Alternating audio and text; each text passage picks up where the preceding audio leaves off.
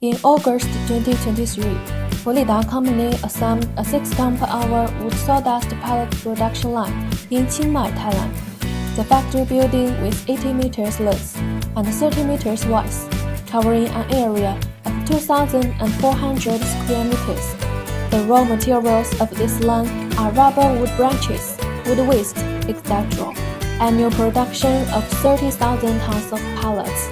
Finished pellets sell to South Korea